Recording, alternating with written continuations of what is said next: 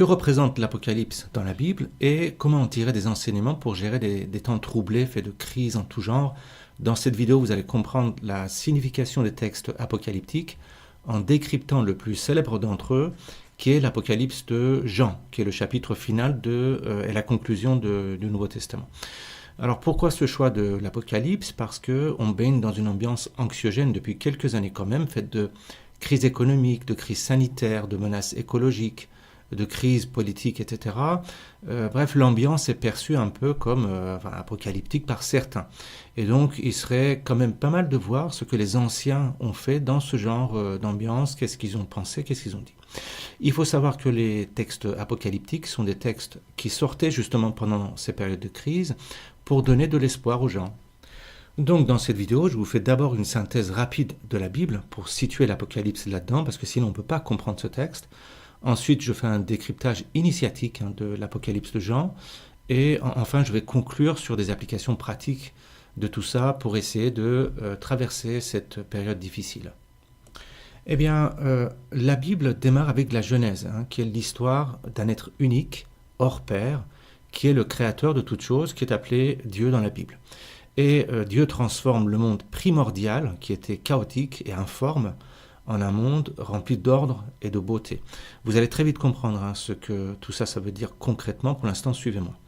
Alors, dans ce monde ordonné et créé par Dieu, il y a un jardin où il va créer des êtres vivants. Et pour couronner le tout, il crée un couple à son image, Adam et Ève, pour régner sur ce jardin. Tout ça, vous connaissez. Et notez par contre maintenant la phrase qui est marquée dans la Bible.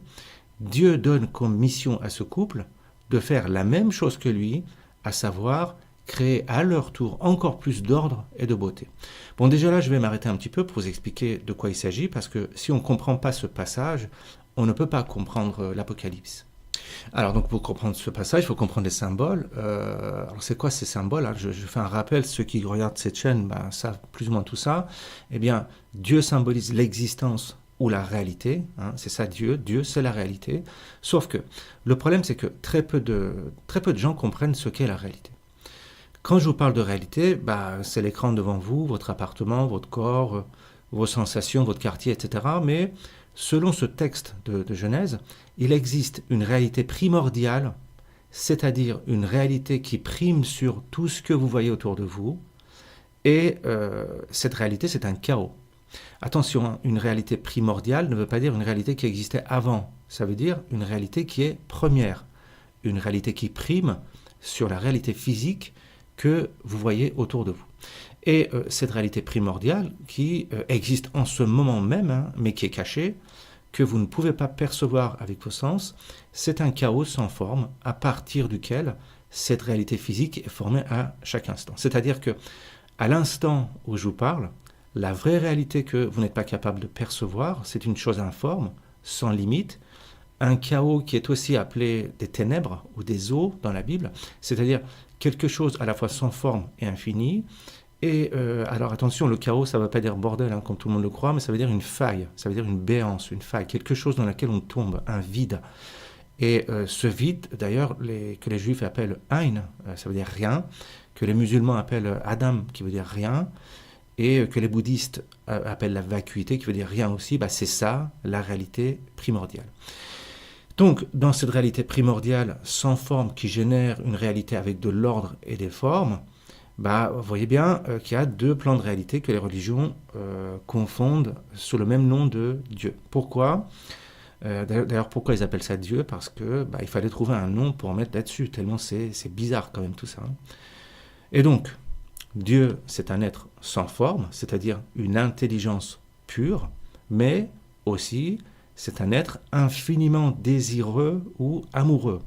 Et c'est cet amour qui fait qu'il imagine constamment la réalité matérielle que vous percevez autour de vous, chaque instant, d'une manière continue. Alors, qu'est-ce que ça veut dire amoureux, désireux? Ce sont des mots qu'on a mis dedans. Donc, dans toutes les traditions initiatiques, on parle de ça. Mais bon, vous allez voir que c'est différent de l'amour humain. Donc, ce que je viens de vous dire là, alors attention, c'est pas une théorie, c'est pas une interprétation, c'est quelque chose que vous pouvez expérimenter par vous-même pour de vrai. Vous pouvez accéder à cette réalité infinie qui est cachée à l'intérieur de vous. vous pouvez l'expérimenter sous forme d'une sensation de vide qui peut être parfois terrifiant. Et tout ça, c'est couplé à un sentiment d'amour qui est un peu océanique comme ça, qui est enveloppant, parfois presque insupportable, tellement c'est sans borne et sans limite. C'est pas des histoires, ce que je vous raconte là. Vous pouvez expérimenter ce que je viens de vous dire, soit en méditant de façon hardcore pendant des années, soit en devenant ermite dans une grotte pendant des années, soit en prenant une forte dose de substances psychoactives à vos risques et périls. Mais en tout cas, certainement pas en apprenant la Bible par cœur, ou en vous laissant pousser la barbe, ou en suivant des rituels religieux, ce genre de trucs, ou même en lisant des livres de philo. C'est pas comme ça qu'on y arrive. D'ailleurs, vous prenez le rationaliste le plus borné, le plus convaincu, le plus sceptique par rapport à tout ça, vous lui faites bouffer 5 grammes de champignons secs, je vous assure qu'il va fermer sa gueule après. Je peux en témoigner parce que, personnellement, j'étais ce type de rationaliste sceptique. Et si jamais vous avez de la chance d'expérimenter cette réalité, vous verrez que c'est un état bouleversant et souvent terrifiant qu'on appelle l'éveil, qui est le fait d'accéder à ce chaos primordial, par contre. Vous voyez, et ce chaos primordial, c'est quoi ça? Ça n'est rien d'autre qu'une intelligence, une conscience ou un amour, tout ça, c'est exactement pareil. Alors, pourquoi c'est terrifiant? Parce que pour accéder à cette chose, toutes les formes et tous les concepts qui constituent votre moi vont se dissoudre. C'est-à-dire que votre système de création de sens, c'est ça qu'on appelle l'ego, va s'éteindre. C'est-à-dire que vous allez croire que vous êtes en train de mourir pour de vrai. Attention, encore une fois, ce n'est pas une figure de style, c'est vrai ce que je raconte. Et d'ailleurs, c'est ça la peur de Dieu dans la Bible.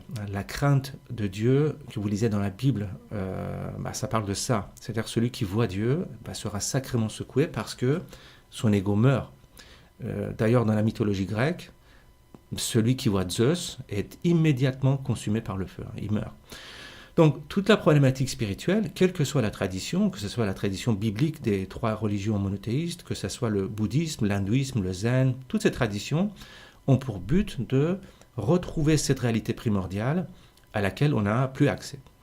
Et pourquoi on n'a plus accès à cette réalité? Parce que pour survivre, on a formé un système cognitif qui fonctionne en découpant cette réalité sans forme pour lui donner des formes dans le temps et dans l'espace, pour qu'on puisse survivre en tant que corps autonome.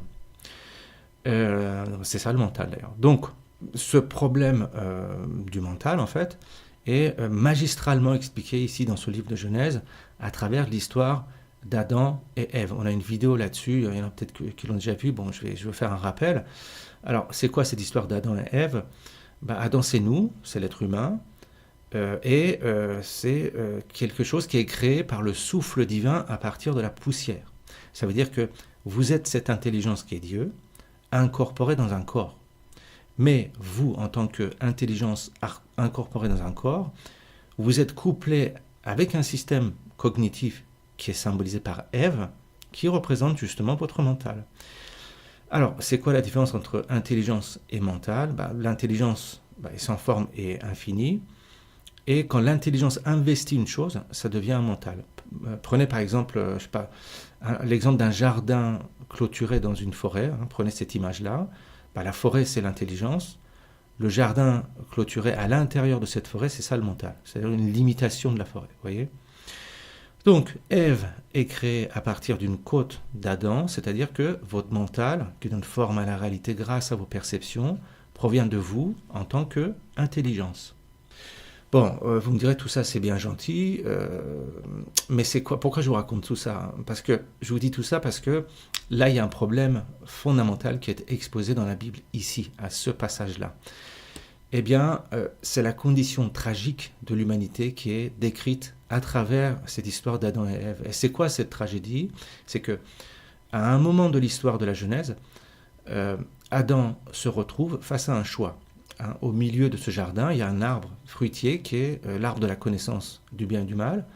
Bon, alors c'est quoi la connaissance du bien et du mal? C'est notre capacité de jugement qui va donner une qualité à une pensée ou à une chose.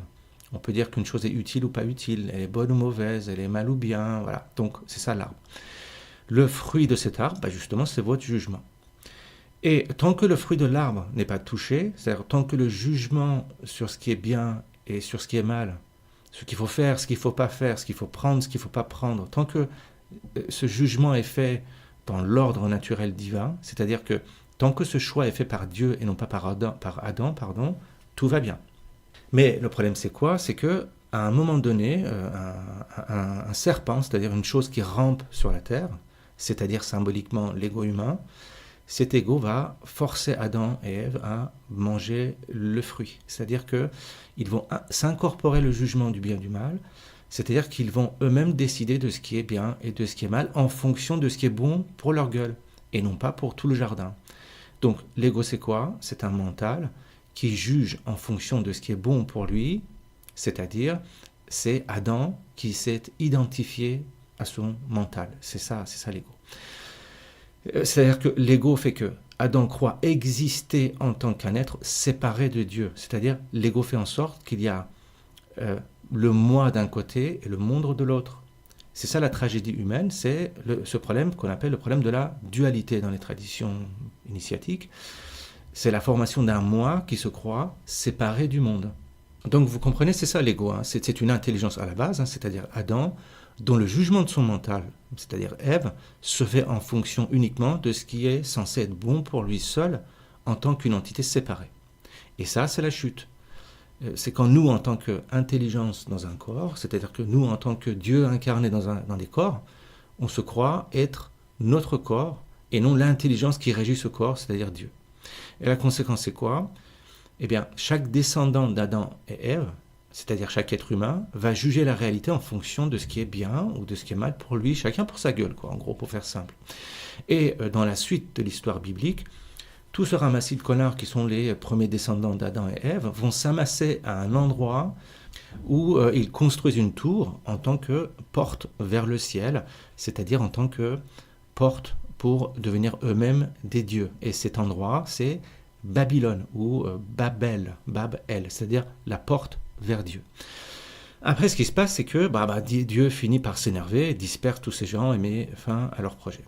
Mais quelques temps après, il y a un couple qui émerge des ruines de Babylone, c'est Abraham et Sarah. Et Dieu décide que, par leur canal, un nouveau peuple se formera pour se voir offrir une seconde chance pour revenir au ciel et vivre avec lui. Le reste de la Bible se focalise sur cette famille, sur cette descendance d'Abraham qu'on appelle Israël. Mais les choses ne se passent pas comme prévu et les dirigeants de ce peuple, même les plus illustres et les plus sages comme David ou Salomon, eh bien, ils tombent dans le piège de l'ego et font des conneries. Vous pouvez lire tout ça dans le livre des rois.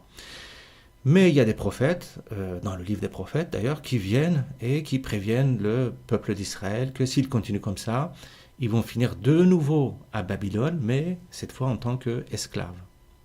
C'est-à-dire qu'on prévient les descendants d'Adam, c'est-à-dire les humains, que s'ils continuent à juger le bien et le mal pour leur gueule, alors ils vont finir esclaves. Esclaves de quoi? Eh bien, du monde matériel des égaux. C'est ça, Babylone, ensuite plus tard Égypte, ensuite plus tard Rome, tout ça, ça représente le monde matériel. Mais les prophètes prédisent également que l'histoire ne s'arrête pas là parce que Dieu va susciter au sein d'Israël un nouveau leader qui portera leurs fautes afin de régénérer un petit peu une nouvelle humanité, débarrassée de son ego. Cette personne, c'est qui? C'est le Messie. Et c'est là en fait que s'achève l'Ancien Testament avec cette promesse qui est plus ou moins inachevée. Et la suite, ça a été repris par un nouveau courant qu'on a appelé le christianisme par la suite. Et donc c'est le Nouveau Testament, où l'un des descendants du roi David, qui est appelé Jésus, va jouer ce rôle de Messie. Et alors, comment est articulé ce Nouveau Testament? Eh bien, la formule magique proposée par Jésus dans le Nouveau Testament, c'est l'amour. Tout le délire du Nouveau Testament est basé sur l'amour. C'est-à-dire que pour rétablir l'alliance avec Dieu, il faut aimer son prochain comme on s'aime soi-même, y compris son ennemi qui peut aller jusqu'à vous tuer. Et pour comprendre l'histoire de l'Apocalypse, c'est quand même le sujet de cette vidéo, il faut comprendre cette logique sacrificielle du Nouveau Testament. Ce que dit le Nouveau Testament, c'est qu'aucun être humain normal n'a la capacité d'aimer son ennemi qui va le tuer, si ce n'est le Messie qui est en fait Dieu devenu humain et qui a la capacité de jouer à l'agneau sacrificiel qu'on égorge pour expier les fautes des humains. Vous voyez le délire un peu?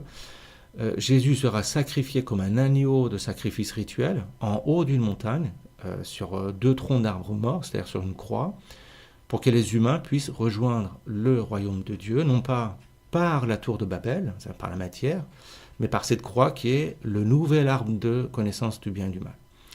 Et cette nouvelle connaissance du bien et du mal, c'est quoi? Eh bien, est considérée comme bien tout ce qui consiste à aimer, et est considéré comme mal tout ce qui est contraire à l'amour. Ça, voilà un résumé très rapide de toute la Bible, avec cette logique christique telle que c'est présenté, en tout cas par l'Église. Sauf que le problème, c'est que ça n'a jamais marché. Ça n'a jamais marché à l'époque. Ça fait 2000 ans que ça ne marche pas d'ailleurs. Ça fait 2000 ans que les humains se tapent sur la gueule. C'est-à-dire que c'est une histoire sans fin. Donc, pour donner de l'espoir aux gens, le Nouveau Testament contient un dernier livre qui s'appelle l'Apocalypse de Jean, dont le rôle est d'expliquer comment un jour le Messie reviendra pour établir le royaume de paix et d'amour de Dieu, ce genre de trucs. Alors, c'est vrai que les textes apocalyptiques sont très utiles pendant les périodes de crise ou de bordel généralisé, comme maintenant d'ailleurs. À l'époque, en tout cas, ça donnait de l'espoir aux gens. Et nous, on va essayer de comprendre le message à un autre niveau quand même, c'est-à-dire au niveau de l'intelligence actuelle des gens, et non pas au niveau de l'intelligence des paysans du Moyen-Âge. Donc voilà, donc on va décrypter l'Apocalypse de Jean avec nos outils symboliques et notre ouverture d'esprit d'aujourd'hui pour voir s'il y a des recettes là-dedans pour faire face au bordel ambiant de maintenant, quoi. Alors, comment est composé cet Apocalypse de Jean? Ce livre est dans le style des textes apocalyptiques qui existent dans l'Ancien Testament, comme il y a les livres de Daniel, Ézéchiel, Esdras. Alors moi je vous les cite, mais je ne les connais pas vraiment, enfin, je les ai lus un petit peu, mais je ne suis pas spécialiste, mais bon, je les ai lus, quoi. En tout cas, c'est pas quelque chose d'unique, ça appartient à une tradition. Et c'est quoi cette tradition apocalyptique? Contrairement à ce qu'on croit, il ne s'agit pas de décrire la fin du monde, mais ce sont des visions symboliques qui dévoilent des choses. Apocalypse veut dire enlever le voile, dévoiler, c'est ça Apocalypse. Donc, c'est comme si vous faisiez un rêve et que l'interprétation de ce rêve allait vous apprendre des choses sur votre vie. Seulement là, il ne s'agit pas de rêve, mais de prophétie, c'est-à-dire des visions inspirées par Dieu, c'est ça la prophétie. Lesquelles visions utilisent les symboles qui sont déjà présents dans la tradition biblique et dans l'Ancien Testament. Et je vais vous expliquer au fur et à mesure ce que veulent dire ces symboles et d'où ils viennent. Alors, un résumé rapide du livre, c'est qu'il s'agit d'un certain Jean, on s'en fout qui il est, c'est pas important, et ce Jean envoie un circulaire à cette église d'Asie pour leur dire attention les mecs, vous laissez aller, il va falloir rentrer dans l'ordre, sinon ça va mal se passer pour vous. Et c'est pas le premier à faire ça. On retrouve les mêmes mises en garde et circulaires dans des livres, dans d'autres livres du Nouveau Testament, comme les livres de Paul, de Pierre, de Jacques, de Jude, etc. Et Jean a une vision dans laquelle il voit Jésus ressuscité qui lui parle des problèmes que rencontre cette église, en gros, qu'elles étaient devenues apathiques, immorales, ou alors qu'elles étaient persécutées. Bref, ça n'allait pas dans ces églises, et qu'il fallait que ces gens-là se ressaisissent. Donc on est typiquement dans les traditions prophétiques de l'Ancien Testament, d'ailleurs avec Israël, c'est exactement le même schéma, en disant attention, vous laissez aller, si vous continuez comme ça, vous allez finir esclave à Babylone, ça c'était le cas avant. Sauf qu'ici, on est dans le Nouveau Testament, c'est-à-dire que Israël est remplacé par l'Église. C'est plus le peuple de Dieu qui déconne, mais les franchises, les filiales qui ne respectent pas les process. En gros, c'est ça le problème. Et dans cette vision, Jésus prévient que des tribulations, c'est-à-dire des ennuis vont s'abattre sur ces églises qui vont les obliger à choisir entre compromis et fidélité stricte. Fidélité à Jésus, bien sûr. Et Jésus promet une récompense aux fidèles, cette récompense étant annoncée à la fin de l'Apocalypse, c'est-à-dire qui feront partie de la nouvelle alliance entre le ciel et la terre et la nouvelle humanité qui va émerger. Le reste du livre va expliquer en quoi consiste cette fidélité à Jésus, permettant d'être récompensé, de faire partie de cette nouvelle humanité. Alors, vous voyez, c'est dense et c'est un petit peu bizarre, mais bon, qu'est-ce que ça veut dire tout ça concrètement? Alors, ceux qui suivent cette chaîne savent déjà ce que représente déjà la figure de Jésus. En gros, la figure de Jésus, c'est l'intelligence ou l'esprit qui est en vous. C'est Dieu incarné dans un corps. Souvenez-vous de l'introduction de cette vidéo. Dans le livre de la Genèse, on explique que Adam est un mélange entre le souffle divin, c'est-à-dire l'esprit, l'intelligence, et la poussière, ça veut dire le corps. Donc, Jésus, c'est la chose à l'intérieur de vous qui va vous permettre de devenir un nouveau type d'être humain en tant qu'image de Dieu. Et la condition pour que ça se fasse, c'est votre fidélité par rapport à cette figure qui est Jésus. Ça veut dire que vous, en tant qu'Église, c'est-à-dire que vous, en tant qu'un édifice avec un extérieur, c'est-à-dire un corps, mais aussi avec un intérieur, c'est-à-dire un endroit réservé à l'esprit, c'est-à-dire la conscience qui est en vous, vous êtes, comme toutes ces églises, vous partez en vrille dès qu'on vous lâche un peu, vous devenez corruptible. Et ce qui se passe, c'est que des tribulations vont s'abattre sur vous. Pareil que, vous voyez, que le schéma de l'Apocalypse, vous allez vivre des épreuves pour savoir si oui ou non, vous êtes fidèle à votre esprit, c'est-à-dire à Dieu. Alors, ça veut dire quoi être fidèle à Dieu? Bon, patientez un petit peu, vous allez découvrir un peu plus tard ce que ça veut dire concrètement d'être fidèle à Dieu. Bon, je continue l'histoire. Ce qui se passe, c'est que par la suite, Jean a une vision de la salle du trône de Dieu, où là, il se sert d'une imagerie empruntée aux prophètes de l'Ancien Testament, comme Ézéchiel, Ésaïe ou Daniel, où on voit Dieu entouré de créatures, de vieillards, de toute la création terrestre et des nations humaines. Et tous prêtent allégeance à Dieu en disant que Dieu est saint, saint, saint. Voilà, ça se répète beaucoup. Donc, ce mot saint se répète beaucoup, il faut comprendre ce que ça veut dire. Qu'est-ce que ça veut dire le mot saint? Saint, ça veut dire une chose à part, une chose unique, qui est puissante, qui est aussi une source de vie. Alors pour comprendre ce que ça veut dire, la meilleure image c'est le soleil. Prenez l'image du soleil. Le soleil est unique dans le système solaire, il est puissant et il est source de vie. Donc on peut dire que le soleil est saint. Voyez. Mais qu'est-ce qui se passe si on se rapproche de trop près du soleil? Eh bien on se consume et on se transforme à notre tour en lumière, c'est-à-dire en soleil. C'est ça Dieu. C'est une chose qui est source de toute création. Et si vous vous rapprochez de trop près de Dieu, vous allez être immolé, vous allez vous transformer justement en Dieu. Et dans l'Apocalypse, la chose qui va faire ce rapprochement avec Dieu est symbolisée par un agneau immolé, un agneau sacrifié, et c'est seulement cet agneau qui est capable de faire ce rapprochement parce qu'il est pur et innocent. Donc vous, si vous voulez faire partie de la nouvelle humanité, il va falloir devenir pur et innocent, c'est-à-dire qu'il faut purifier votre ego. Bon, ça c'est une banalité. Ensuite, il va falloir être consumé par le feu. Ça, c'est pas une banalité. Vous allez voir, c'est balèze. C'est-à-dire qu'il va falloir tuer votre ego, l'éteindre, c'est-à-dire brûler les formes et les limites qui existent dans votre tête pour pouvoir approcher la conscience qui est en vous, qui est comme le soleil, c'est-à-dire une pure lumière, ça veut dire une pure intelligence, et une pure chaleur, ça veut dire un pur amour. Alors je continue quand même un petit peu, petit à petit, vous allez voir, ça devient de plus en plus perché. La scène d'après, c'est que Jean voit Dieu qui tient dans sa main un rouleau verrouillé par 7 seaux de cire. C'est le rouleau scellé de Daniel dans l'Ancien Testament. C'est la même chose, c'est la même imagerie. Et ce rouleau représente le plan divin pour descendre sur terre. En gros, c'est le manuel utilisateur du chercheur spirituel, quoi. Et il se trouve que personne ne peut ouvrir ce rouleau si ce n'est le Messie, c'est-à-dire l'agneau, quoi. C'est l'agneau sacrifié qui se tenait là. C'est ça la figure de Jésus. C'est le symbole de Jésus. Donc vous voyez, pourquoi l'agneau d'ailleurs, parce que c'est le même symbole que l'agneau de Pâques qui rachète les fautes. C'est un symbole qui est dans l'Ancien Testament.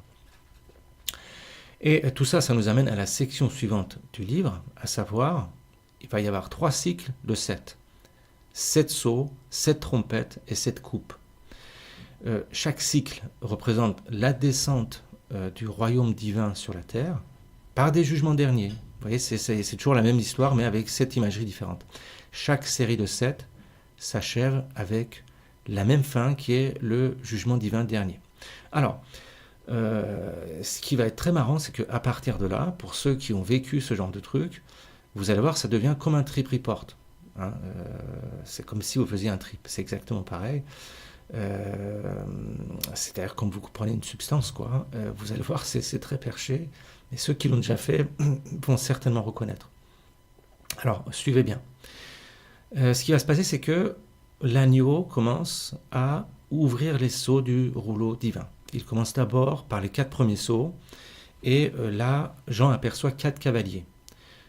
Ça, c'est une image tirée du livre de Zacharie. Ces 4 cavaliers représentent des fléaux, hein, la mort, la famine, etc.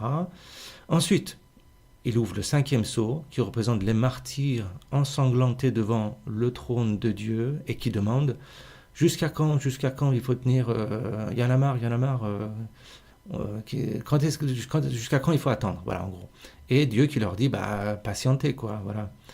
Donc ça, c'est le 5e sceau. Et ensuite, il y a un 6e sceau qui représente le jour du Seigneur, et ça, c'est tiré du livre d'Ésaïe, rempli d'événements cataclysmiques, comme des tremblements de terre, la lune qui devient rouge, et les étoiles qui tombent.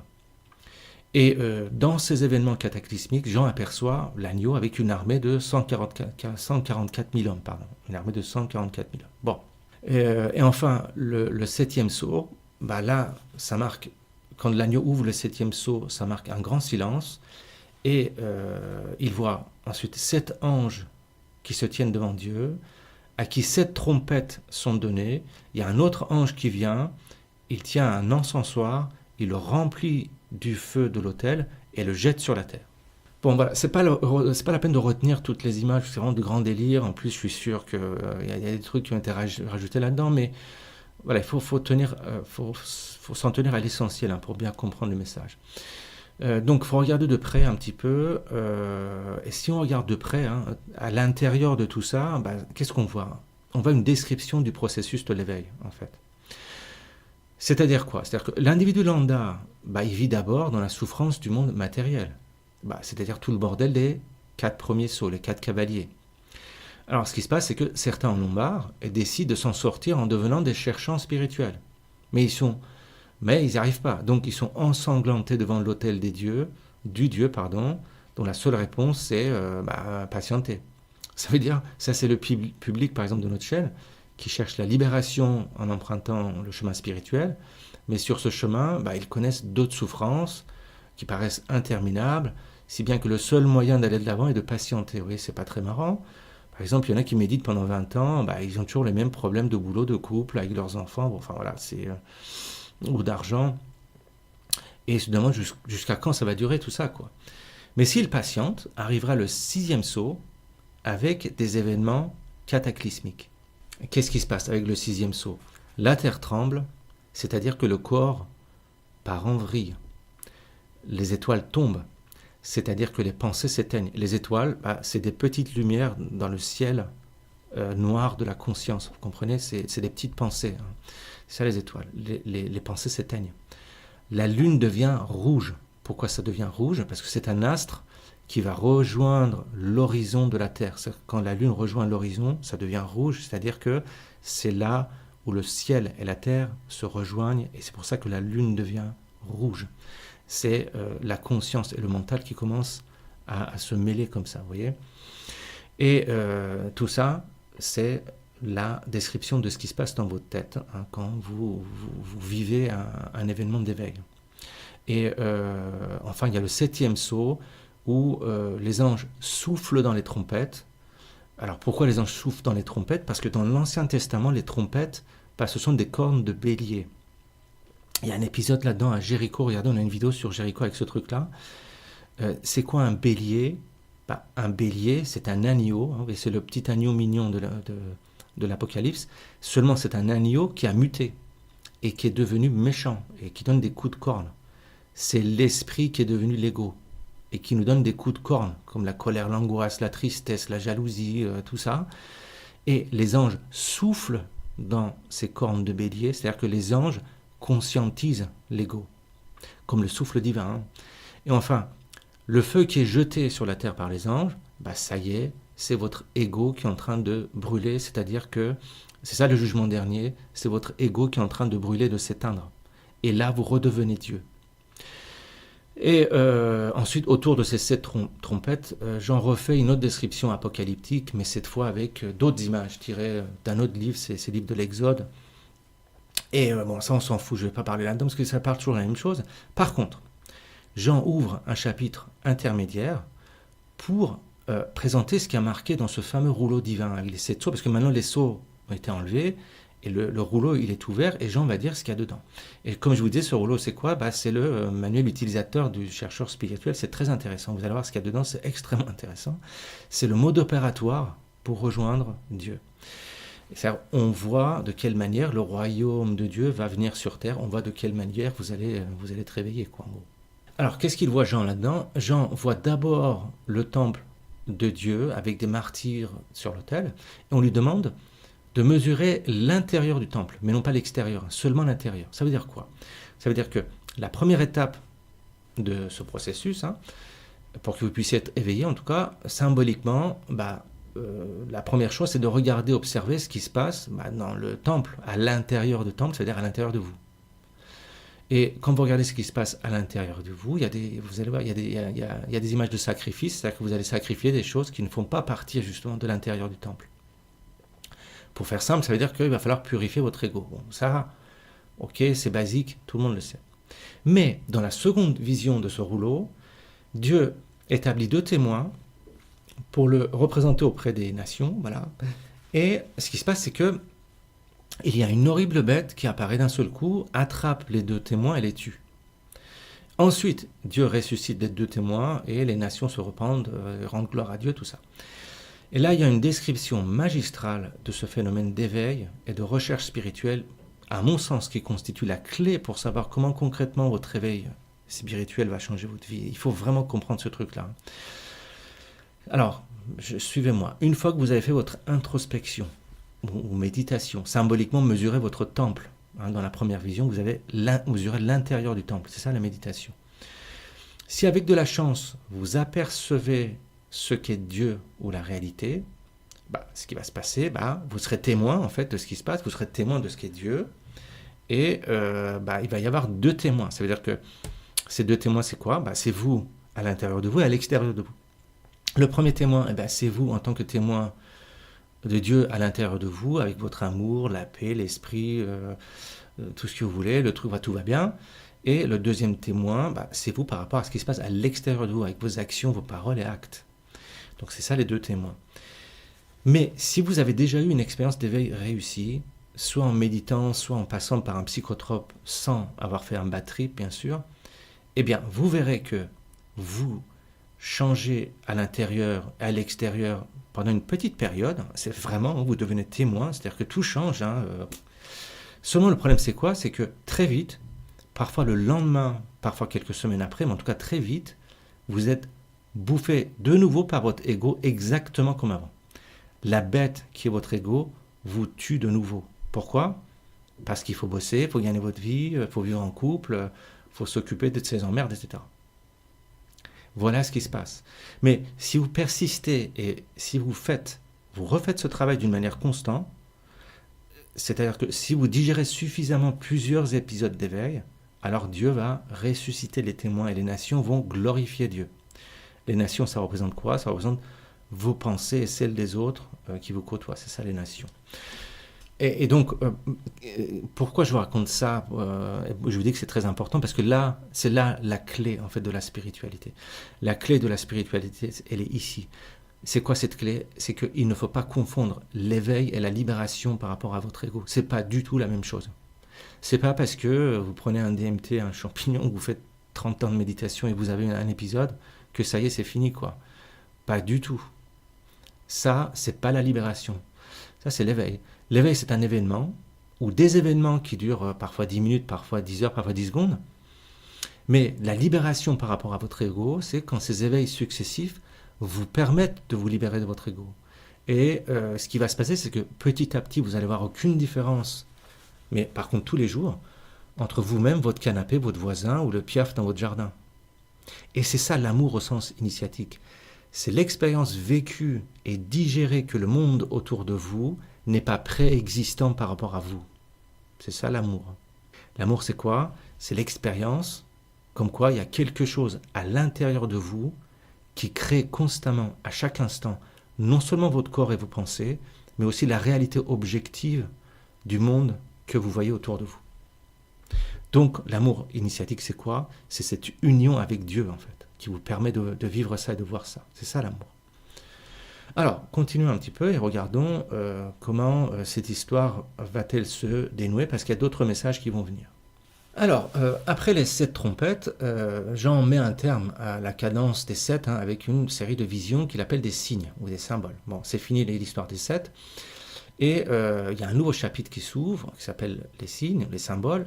Et ces messages développent la vision du rouleau ouvert que je viens de vous décrire là, de manière plus approfondie. Notamment, on va comprendre c'est qui cette bête qui bouffe les témoins. On va comprendre qui c'est.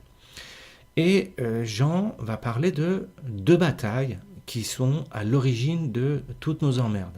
Une bataille cosmique et une bataille terrestre. La première vision de Jean lève le voile sur la bataille cosmique qui est à l'origine des souffrances de l'humanité.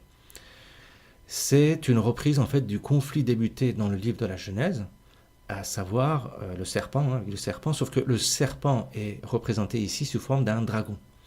Et ce dragon attaque une femme enceinte qui doit mettre au monde un fils, mais le fils est sauvé et le dragon est ensuite projeté sur la terre par l'archange Michael et ses anges. Alors ce qui se passe, c'est que le dragon qui est projeté sur la terre, il n'est pas content et il continue sa bataille, donc ça devient une bataille du coup terrestre. Ça devient une bataille terrestre. Et dans cette bataille terrestre, Jean voit 2 bêtes qui tirent leur puissance de ce dragon, c'est les 2 bêtes qu'on a vues avant. Eh bien, ces 2 bêtes, c'est quoi? Eh bien, c'est vous. C'est vous à l'intérieur, c'est vous à l'extérieur, c'est votre ego. En gros, ce sont vos actions et vos pensées et votre intérieur, en fait, c'est votre ego qui fonctionne et qui génère ces actions et ces pensées. Et ces 2 bêtes demandent une totale allégeance à l'humanité. Ils vont poser leur marque, qui est le chiffre 666, sur les fronts et les mains des gens. Là, ici, Jean fait référence à une pratique hébraïque de l'Ancien Testament qui s'appelle le Shema, S-H-E-M-A. Regardez sur Internet, vous verrez, c'est très intéressant. C'est une ancienne prière juive d'allégeance à Dieu qu'on retrouve dans le livre de Deutéronome, je crois, si je ne me trompe pas. Et cette prière était écrite sur le front et la main pour marquer la consécration divine dans les pensées et les actions. Les pensées, c'est le front, la main, c'est les actions. Et c'est quoi 666, le nombre de la bête? C'est l'anti-schéma. C'est schéma S-H-E-M-A. Schéma, c'est cette prière-là. C'est l'anti-prière. Alors, il y a beaucoup d'interprétations de ce chiffre 666. Je me suis un peu documenté. J'ai trouvé tout ça quand même assez bidon. J'ai pas trouvé de trucs satisfaisants. J'ai une hypothèse, c'est mon point de vue, ça n'engage que moi, mais mon hypothèse c'est que ce chiffre 6 fait référence au chiffre 7, qu'on voit partout dans l'Apocalypse. Le 7, c'est partout. Et 666, en fait, c'est quoi? Dieu, dans le livre de la Genèse, crée le monde en 6 jours, et le 7e jour, c'est fini, c'est le jour du repos. Donc, la marque 666, c'est ce chiffre 6 qui se répète plusieurs fois. Ça veut dire que l'individu sous l'emprise de la bête, c'est-à-dire l'ego, tourne en boucle et n'arrive pas à atteindre le repos du 7e jour, qui est justement l'alliance avec Dieu. À mon sens, 666, ça peut être ça. Alors, je ne suis pas sûr, je ne sais rien, mais ça fait sens à mon avis. C'est-à-dire que l'individu gouverné par son ego ne peut pas atteindre le repos spirituel tel qu'il est procuré par la libération de l'ego. Parce que quand on se libère de son ego, on atteint un état de paix et de repos. Attention, ça n'a rien à voir avec un état de paix et de repos narcotique où on ne fait plus rien, tranquille, on se repose dans un lit. Pas du tout, on est très actif. Par contre, il n'y a plus d'angoisse, il n'y a plus de peur, il n'y a plus rien. Quand vous allez voir, c'est très cool. Personnellement, j'en suis pas là, mais il faut croire que c'est sympa parce que on fait des efforts pour y aller quand même. Et à l'opposé des nations qui sont subjuguées par les 2 bêtes et le dragon, il y a un autre roi, et cet autre roi qui se tient comme ça, c'est l'agneau avec son armée. Et c'est là que Jean a encore une autre vision du jugement dernier. ce jour de jugement dernier, cette fois-ci, est symbolisé par deux récoltes. Une récolte de céréales, de blé, pour faire du pain, et une récolte de raisins pour faire du vin. En gros, ça veut dire que le jour du jugement dernier, c'est-à-dire que si vous êtes libéré de votre ego, eh bien, ça sera le jackpot dans le monde, votre monde matériel, qui est symbolisé par le pain, et dans votre monde spirituel, qui est symbolisé par le vin. Le vin, c'est l'esprit du raisin, c'est un spiritueux, vous voyez. Donc, bon, en gros, ici, dans le livre de Jean, on est placé là devant un choix, soit de suivre la bête, soit de suivre l'agneau, qui est plus mignon que la bête. Voilà. Mais le problème, c'est quoi? C'est que même si on décide de suivre l'agneau et qu'on est gentil, le dragon, il ne va pas en rester là et va préparer une bataille finale pour nous niquer. Et ça, c'est la suite du livre qui nous parle des 7 coupes. En gros, les premières coupes déversent des fléaux sur des gens qui ne suivent pas l'agneau, et à la fin, le dragon sort. Il y a un dragon qui sort d'une des coupes pour préparer la bataille finale qui va se dérouler dans un endroit qui s'appelle Armageddon. C'est l'endroit de la bataille finale avec ce dragon-là. Alors, Armageddon, c'est où? Eh bien, c'est vers Marne-la-Vallée à Disneyland. C'est une distraction assez marrante d'ailleurs. Et là, on arrive à la fin du livre où Jean ouvre trois parties, 3 chapitres si vous voulez, pour résumer son livre. Ça y est, on va arriver au bout du livre. Donc, il va parler d'abord de la chute de Babylone, ensuite de la bataille finale avec ce dragon, et enfin de la Nouvelle Jérusalem. En gros, ça résume tout ce qu'on vient de voir, et ça explique comment fonctionne l'éveil, encore une fois, chez un être humain. D'abord la chute de l'ego, ensuite le clash de l'ego qui revient, et se laisse pas faire, ce qu'on avait vu tout à l'heure. Et enfin, la libération par rapport à l'ego, c'est-à-dire avec un ego dompté et contrôlé par l'esprit. C'est ça, la Jérusalem céleste, c'est ça. Alors, d'abord, la chute de Babylone. C'est quoi? La chute de Babylone, c'est la dissolution de l'ego. L'image qui est donnée par Jean, c'est une femme magnifique qui chevauche le dragon et qui boit le sang des martyrs. Et cette femme sera vaincue par Jésus. Cette femme est appelée Babylone, la grande prostituée.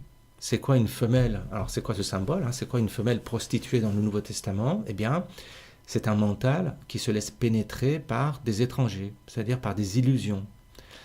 En gros, dans le Nouveau Testament, il y a Marie-Madeleine, c'est le même symbole.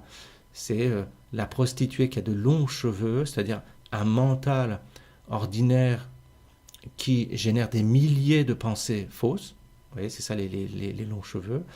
Et l'image en face de ça, l'image contraire, c'est le mental purifié, c'est Marie qui est vierge, pure, et qui est pénétrée seulement par Dieu, et dont les cheveux sont cachés sous un foulard. C'est-à-dire que ses pensées sont maîtrisées. Vous voyez? Donc dans cette image, la femme prostituée, c'est votre mental, et le dragon, c'est votre ego, et Jésus, c'est l'esprit, tout simplement. Donc dans cette première phase, l'esprit va finir par dissoudre l'ego. Comment?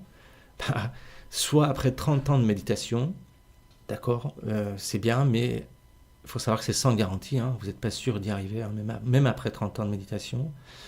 Soit, je sais pas, avec 5 grammes de champignons secs, c'est violent, avec le risque de bad trip que ça représente, mais si ça marche, vous verrez Dieu.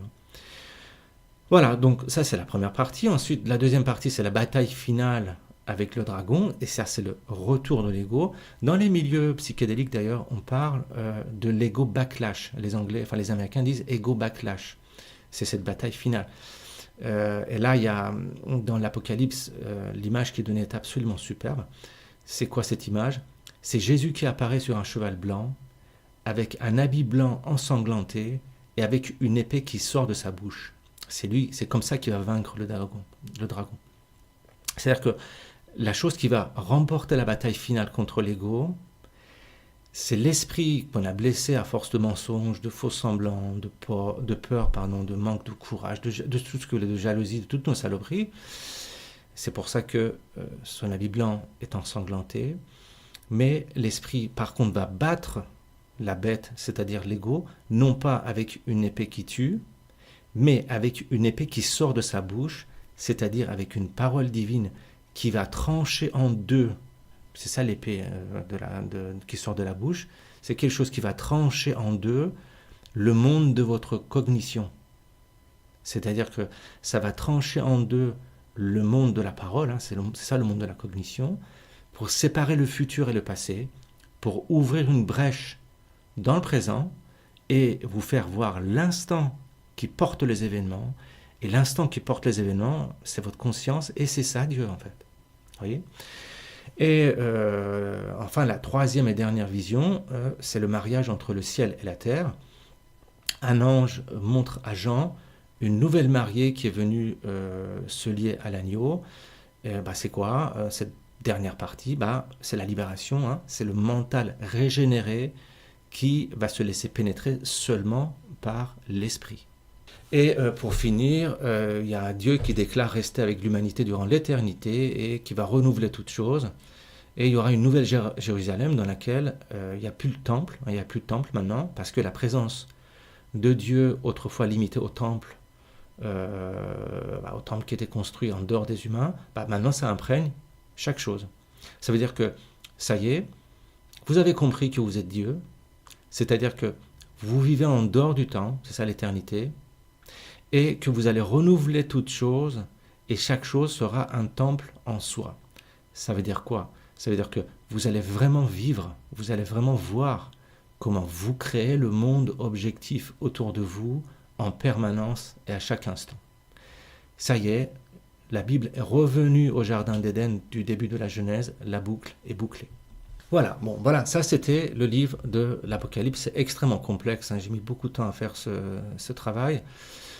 Le problème c'est que tout ça c'est bien gentil, mais là vous devez vous demander qu'est-ce qu'on s'en fout de tout ça, en quoi ça va nous aider par les temps qui courent. Je sais pas, je sais pas, allumez votre télé, vous allez voir que des emmerdes, que des problèmes, que des têtes de cons, des tronches d'Éric Zemmour, de je sais pas quoi. Comment on va faire? En quoi ce livre va nous aider? La première chose, c'est de ne pas tomber dans le piège qui sous-tend ce livre d'Apocalypse, et d'ailleurs le piège qui sous-tend toute la théologie chrétienne, hein, qui est le traitement du problème du mal. Le problème du mal. C'est-à-dire que ce piège-là, c'est de tomber dans cette logique du bien et du mal. Ce piège, c'est quoi? C'est de croire que le but de la vie est le bonheur et le bien-être. Et que l'alliance avec Dieu consiste à vivre au Club Med jusqu'à la fin de nos jours. Ce piège, c'est de confondre le jardin d'Éden avec le Club Med. Hein, vous voyez? Alors que si on lit consciencieusement la Genèse, dans le jardin d'Éden, Adam et Ève ont été créés avec une mission. Ils ne sont pas là juste pour rien branler et être là. Ils ont une mission. Cette mission, c'est d'apporter à leur tour plus de beauté et plus d'ordre dans ce jardin. C'est-à-dire que le but de la vie humaine n'est pas le bonheur, mais la création, le fait de créer des choses. Et à mon sens, tout le problème de la parole perdue des religions se situe là. C'est cette confusion entre bonheur et création. La création nécessite toujours une souffrance, un accouchement, vous comprenez? Tandis que le bonheur consiste juste à éviter le malheur, c'est-à-dire à éviter le mal. Et toutes les religions sont tombées dans ce piège du problème du mal. Il y a un philosophe d'ailleurs qui a beaucoup bossé là-dessus, c'est Nietzsche. Hein. Vous lirez Nietzsche, vous verrez, il parle beaucoup de ça. À savoir que toutes les religions se sont focalisées sur le traitement du mal et de la souffrance, alors qu'il ne s'agit absolument pas de ça, vous comprenez? De quoi je parle? Je vais vous donner quelques images. Dans la nature, si un lion mange, je sais pas moi, un petit bébé gazelle, un petit truc comme ça, un petit zèbre, est-ce que vous allez dire qu'il est méchant? Non, c'est sa nature. S'il ne bouffe pas le bébé zèbre, il meurt lui-même. Ou je sais pas, qu'est-ce que je peux vous donner d'autre comme exemple? Vous avez déjà vu les pandas, hein, les mamans pandas, c'est super mignon. Vous avez, regardez une maman panda avec son petit bébé comme ça dans les bras. Si jamais la mignonne maman panda, si jamais elle a deux bébés, elle tue l'un des deux bébés pour s'occuper du bébé le plus fort. Est-ce qu'on va dire que la maman panda c'est une grosse salope? Non, elle fait pas ça méchamment. Elle obéit à son programme de survie. Et le problème humain, c'est quoi? C'est que, comme les animaux, la définition de ce qui est bien ou ce qui n'est pas bien dépend d'abord de notre survie. Je vous donne un exemple. Je ne sais pas, prenons un exemple, par exemple, professionnel. Tiens, Vous postulez un poste pour bouffer, gagner votre vie, et alors que vous êtes vraiment en galère. Vous n'avez pas de fric, vous êtes vraiment en galère, il vous faut de l'argent, vous postulez un poste. En face, il y a un candidat qui est très pauvre, qui a 4 gamins à nourrir, et qui peut même perdre son logement s'il n'a pas ce job. Vous faites quoi? Combien d'entre vous, vous allez désister pour laisser le poste à l'autre? Alors que vous êtes vous-même en galère, hein. Vous-même vous avez besoin d'argent. Si vous prenez le poste, est-ce que vous êtes méchant? Est-ce que c'est bien ou est-ce que c'est pas bien? Ou alors, si vous regardez dans la société, vous allez voir qu'il y a pléthore d'individus totalement psychopathes, sans aucun remords, aucune honte, aucun sentiment de culpabilité. Il y a plein de psychopathes dans le business, dans les banques, dans les gouvernements. Et vous pouvez les prendre, vous, pour des salauds, mais eux, ils se croient absolument pas coupables. Hein. Discutez avec eux, vous allez voir. Eux, à leur tour, eux, ils vous prennent pour des cons. Ils nous prennent pour des gens stupides qui suivent des règles morales à 2 balles. Pour eux, tout ça, c'est bullshit, ça n'a aucun sens. Pour eux, ça n'a absolument aucun sens, tout ce qu'on fait nous. Les gentillesses qu'on fait, tout ça. Vous comprenez? Est-ce que c'est eux ils ont tort ou c'est nous? Hein? C'est quand même, les psychopathes, c'est 4% de la population. Hein, vous comprenez? D'ailleurs, eux, ils peuvent nous laisser crever la gueule ouverte. Ça leur fait ni chaud ni froid. Comment on va gérer ces gens-là? Est-ce qu'on va tous les buter? Parce qu'ils sont comme ça? Non, c'est leur nature. Qu'est-ce qu'on fait? Hein? Est-ce qu'on va les aimer? Est-ce qu'on va régler le problème en les aimant, avec l'amour du petit agneau qui se sacrifie pour acheter leur péché? Sérieusement, qu'est-ce qu'on fait? Là, qu'est-ce qui se passe? On vit une période de crise importante. Il y a une crise de valeurs, une crise économique, écologique, politique, sociale, culinaire, urticaire, enfin, tout ce que vous voulez, on a tout. Hein. Là, vraiment, on a tout. Comment on fait pour gérer tout ça?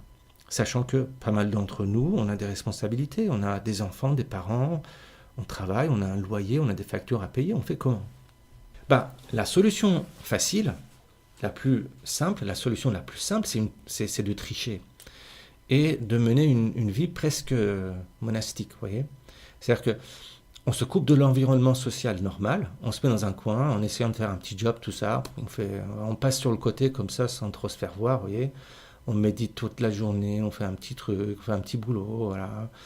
Et à la fin de la journée, on bouffe un yaourt et hop, ça recommence le lendemain et voilà, c'est parti. D'ailleurs, il y a des gens hardcore qui sont dans ces tripes-là qui intègrent carrément des ordres. Ils prient toute la journée et dorment dans une cellule la nuit. Mais ça, c'est de la triche. On n'est pas venu sur cette terre pour vivre dans une grotte ou passer notre vie à méditer sous un arbre. On n'est pas venu là pour ça, quoi.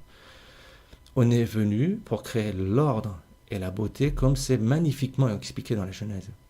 Mais comment créer l'ordre et la beauté, sachant que notre propre survie dans la société nous oblige à faire des compromis et parfois des saloperies. Hein. Ça nous oblige à raconter des conneries par-ci par-là. Tout le monde fait ça. Essayez d'être authentique à 100%. À 100%. Essayez d'être authentique à 100%. Par exemple, dans votre entreprise, je dis bien 100% authentique, et vous n'allez pas tenir 2 semaines. Vous allez être viré, mais direct. Hein. Alors, c'est quoi la solution? Si on prend ces textes bibliques, et notamment l'Apocalypse, on a d'abord un dessin réel de la condition humaine, faite de lutte, de défaite et de victoire. Pourquoi? Parce que l'humain n'est rien d'autre que l'image de Dieu, et le problème c'est que, tenez-vous bien, contrairement à ce que disent les religions classiques, Dieu n'aime personne si ce n'est lui-même. Dieu crée toute chose pour contempler sa propre beauté et intelligence. Le bien et le mal au sens humain n'ont aucun sens d'un point de vue cosmique. Regardez, on a une vidéo sur Job, l'histoire de Job, ça parle de ça, on a une vidéo là-dessus, ça explique très bien ça. Donc, le bien et le mal, n'ont rien à faire sur le plan cosmique. Pourquoi? Parce que c'est quoi le plan cosmique? Si on regarde bien, le plan cosmique, c'est une espèce de grand cirque, de gigantesque cirque. Et on en fait partie. C'est-à-dire qu'on fait partie d'un cirque cosmique où on nous assigne un poste à un moment donné, je sais pas, dompteur de lion, acrobate, clown, jongleur, tout ce que vous voulez, et on nous change de poste parfois, mais on est coincé dans ce cirque en tant que quoi? En tant que joueur. Donc la solution, c'est de comprendre ce que veut réellement dire l'alliance avec Dieu et le repos du 7e jour sous l'angle cosmique, c'est-à-dire sous l'angle divin, et non pas sous l'angle humain. Et sous l'angle divin, tout ça, c'est un jeu. Les hindous, d'ailleurs, appellent ça lila, le jeu de Dieu. Je dis bien le mot jeu divin, c'est-à-dire que nous sommes dans une sorte de serious games, si vous voulez, divin. Alors d'abord, c'est un jeu, c'est-à-dire qu'il y a des règles du jeu. Et ensuite, c'est un jeu divin, c'est-à-dire que c'est très très sérieux. On n'a pas le choix d'arrêter ou de sortir du jeu. La seule solution, c'est de jouer le jeu à fond. Et il y a une récompense d'ailleurs, si on joue le jeu comme il faut, c'est le repos du 7e jour, un peu comme dans Squid Games. Voilà, c'est à peu près ça.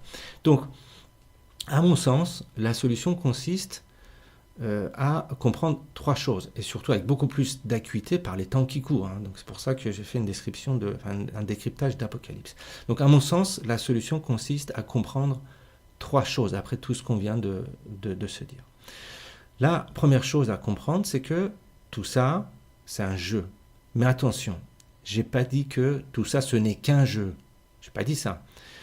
Je dis que c'est un jeu, mais c'est un jeu au sens divin. C'est-à-dire que c'est un jeu extrêmement sérieux pour nous. C'est pas un jeu humain, c'est un jeu cosmique extrêmement balèze, c'est un jeu divin. C'est la première chose à comprendre. La deuxième chose à comprendre, c'est que, comme c'est un jeu, il y a des règles du jeu, il faut connaître les règles du jeu. Vous avez beau être très doué avec un ballon, je sais pas, mais si vous partez, je sais pas, vous êtes sur un terrain de foot, vous connaissez pas les règles du jeu, vous pouvez pas jouer au foot. Voilà, c'est pareil, donc il faut connaître les règles du jeu. Et le troisième point, il y a une récompense à la fin. À la fin de ce jeu, il y a une récompense, c'est le repos du 7e jour, et il va falloir choper cette récompense pour que ça vaille le coup. Donc je vais vous expliquer tout ça, donc ça sera la conclusion de cette vidéo. Je vais vous expliquer ces 3 points un par un. Alors, d'abord, je vais vous expliquer le premier point, l'histoire du jeu divin. C'est quoi ce jeu divin? Pourquoi je dis que c'est un jeu? Si vous regardez bien, c'est très bien expliqué dans la Genèse. L'être humain, c'est l'image de Dieu qui a pour mission de créer plus de beauté et plus d'ordre à partir du chaos. D'ailleurs, c'est ça le jeu. Le jeu, c'est ça. C'est de créer plus d'ordre et plus de beauté. Mais qu'est-ce que ça veut dire? Pourquoi pour Dieu, le fait de créer plus d'ordre et de beauté à travers les humains constitue un jeu? Réfléchissez. Si vous réfléchissez bien, vous voyez que dans la vision religieuse du monde, Dieu, c'est un esprit. C'est quoi un esprit? C'est une intelligence ou une conscience. D'accord? Bon, vous-même, nous, on est des êtres intelligents. A priori, on sait ce que c'est qu'une intelligence, quoi. Voilà. Mais, d'après vous, ça fait quoi une intelligence? Qu'est-ce que fait une intelligence d'après vous?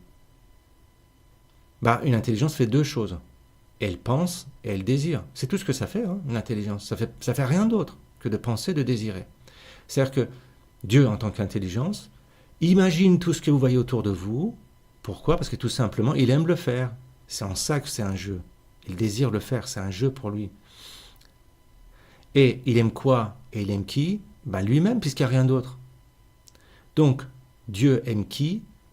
Surtout pas vous, mais seulement lui-même.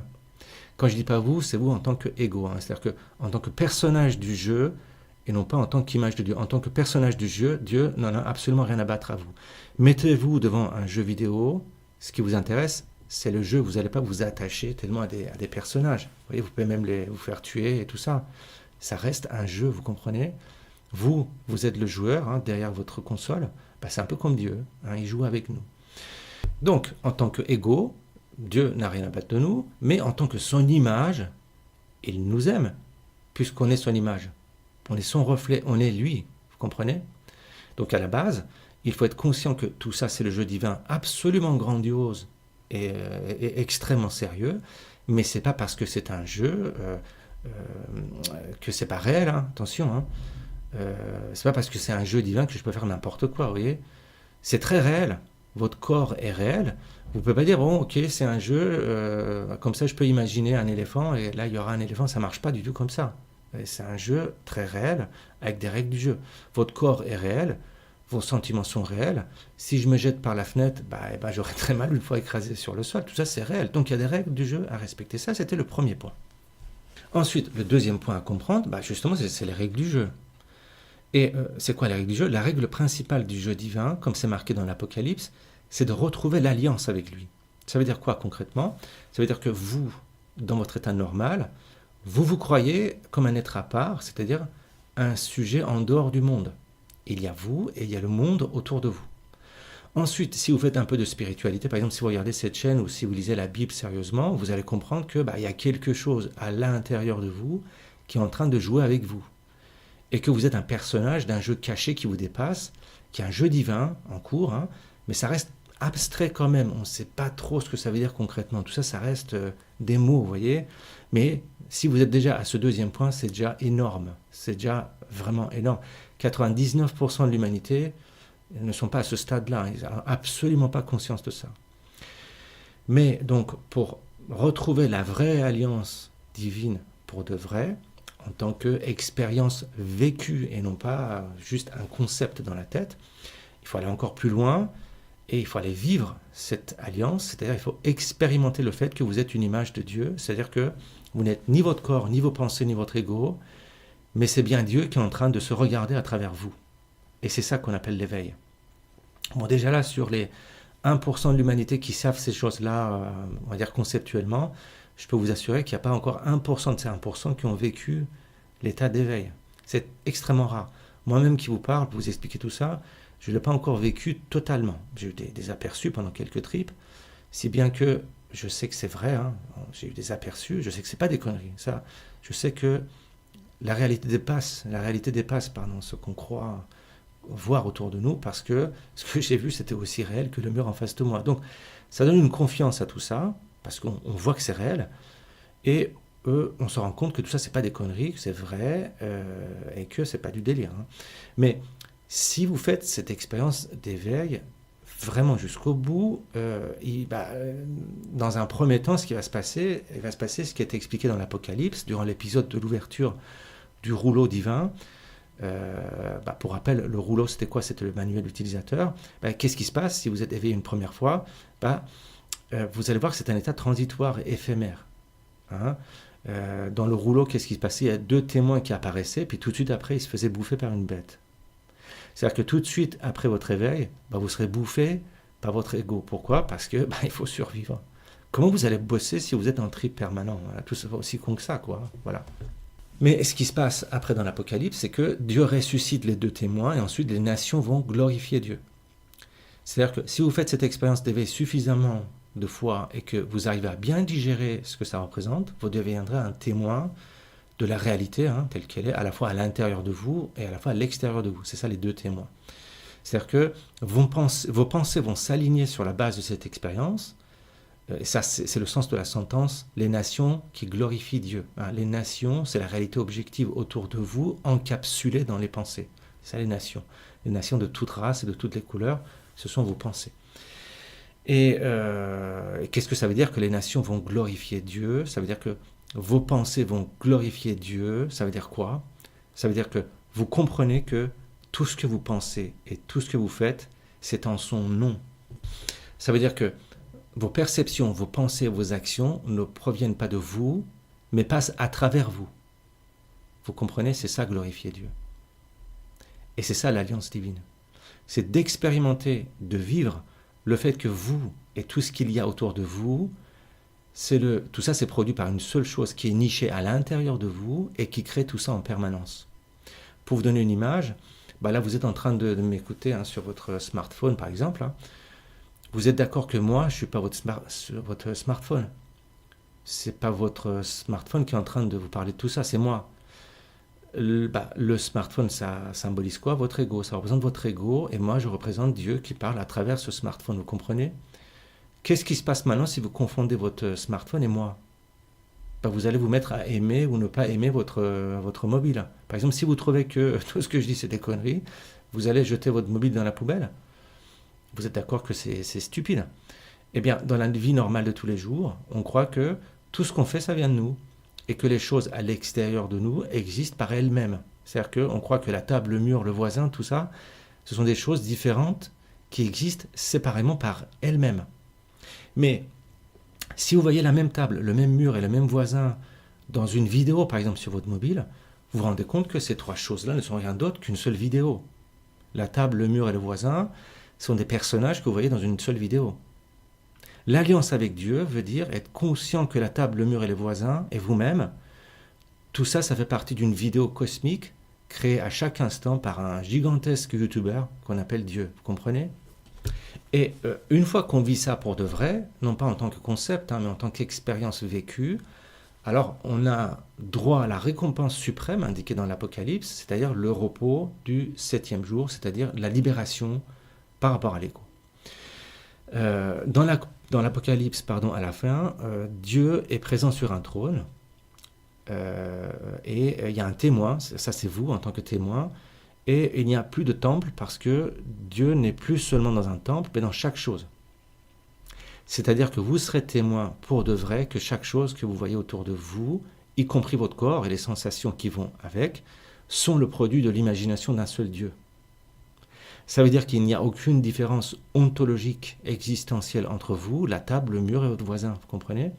Et c'est ça l'amour dont parlaient en tout cas les religions primitives, avant que ça soit spolié par cette interprétation enfantine qui a été faite par l'Église après de l'amour lénifiante, là, aimons-nous les uns les autres, enfin ces conneries-là qui ne marchent pas, qui ne marchent jamais, ça n'a jamais marché, ça ne marchera jamais, c'est des conneries.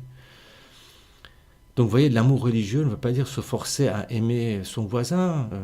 Si votre voisin c'est un connard, c'est un connard. Il ne faut pas vous obliger à l'aimer, c'est pas possible. Vous comprenez? L'amour religieux, au sens métaphysique, initiatique, c'est de se rendre compte que concrètement, pour de vrai, ce voisin et vous-même, vous n'êtes que des personnages créés par une seule chose qui est à la fois à l'intérieur de vous et à la fois à l'intérieur de votre voisin. Il n'y a que comme ça que vous pouvez l'aimer et vous vous en foutez de ce qu'il fait. Vous comprenez? Et c'est ça la gloire de Dieu. C'est sa présence à travers chaque chose et le fait que la réalité, c'est que ce Dieu, qui est l'existence elle-même, c'est ça qui rayonne à travers chaque chose, voyez? Ça veut dire que vous et votre voisin, vous êtes la même chose, la même réalité qu'on appelle Dieu. Voyez? Et c'est comme ça qu'on atteint l'amour métaphysique. Bref, ça veut dire que vous êtes Dieu en personne, seulement vous ne le savez pas. C'est ça l'alliance avec Dieu, tout simplement. Mais, problème, encore problème, il n'y a que des problèmes d'ailleurs, mais celui-là c'est le principal, et c'est le dernier, après je ne vous parle plus de problème. Vous pouvez me dire, ok, on a compris tout ça, mais bon, qu'est-ce qu'on fait concrètement? Et en fait, c'est ça le vrai problème. Ok, tout ça c'est bien gentil, on fait quoi? On va pas tous se mettre à prendre des champignons chaque week-end, c'est pas possible. On va pas partir vivre dans une grotte en attendant la gloire de Dieu.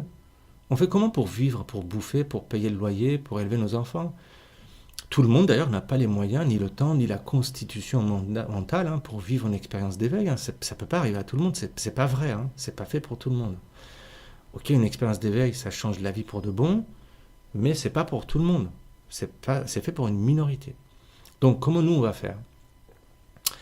Déjà, je vous déconseille de suivre les belles âmes et les maîtres spirituels à 2 balles qui pullulent sur Internet. Ça, c'est vraiment le premier truc que je vous conseille de faire, parce que c'est bien de les voir, c'est bien de les voir, parce qu'on apprend des trucs, moi-même, je regarde, j'apprends des trucs, mais il ne faut pas être subjugué par ces gens-là, parce que la plupart des belles âmes que vous voyez sur Internet, déguisées en bonzes, en psychologues, en gourous, en philosophes, tout ce que vous voyez, à partir du moment où vous les voyez, à partir du moment où vous voyez leur tronche, et qu'ils se présentent avec leur nom, c'est-à-dire qu'il y a un intérêt caché derrière ce qu'ils font. Ça, je peux vous l'assurer. Soit ils gagnent du pognon, soit ils vendent des livres, soit ils font des conférences. Je peux vous assurer que ce n'est pas désintéressé, donc ça cache quelque chose. D'ailleurs, moi-même, je ne suis pas maître spirituel, je suis comme vous, seulement je partage mes travaux, c'est tout. Les vrais maîtres spirituels, ils sont ni sur Internet, ni dans les cercles initiatiques. Ils sont très peu accessibles. Pourquoi? Parce qu'ils se protègent de tous les malades mentaux qui pullulent dans les milieux spirituels et religieux. Il faut faire attention. Donc ces gens-là se protègent. On n'a pas accès à ces gens-là comme ça. Cependant, il y a une chose très simple que vous pouvez ériger en discipline comme ça de tous les jours, c'est d'assumer votre rôle tel qu'il a été défini dans le livre de la Genèse et qui revient dans l'Apocalypse, c'est de créer plus d'ordre et de beauté autour de vous chaque jour. Et ce genre de posture permet d'approcher le vrai sens de l'Apocalypse, qui ne veut pas dire la fin du monde, mais le dévoilement du vrai monde dans lequel votre mission est la création de beauté et d'ordre. La première chose que vous pouvez faire pour approcher le vrai monde, c'est de vous lever chaque matin et de vous demander ce que vous pouvez apporter et non pas ce que vous pouvez prendre. J'en veux pour preuve, l'existence de cette petite chaîne anonyme. Est-ce que vous savez qui je suis? Ben non. Est-ce que je sais qui vous êtes? Eh oui, vous êtes les futurs contributeurs anonymes qui vont créer chaque jour un peu plus de beauté et d'ordre autour d'eux en suivant, j'espère, cette magnifique devise des compagnons: ce que l'œil ne voit pas, Dieu le voit.